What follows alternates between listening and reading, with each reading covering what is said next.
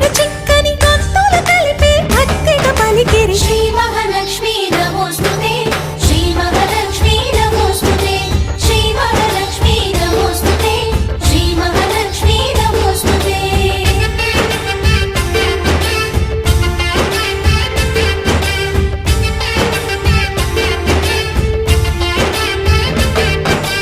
నిద్దురలేవమ్మా తల్లి నిద్దురలేవమ్మా పసుపు కుంకుమతో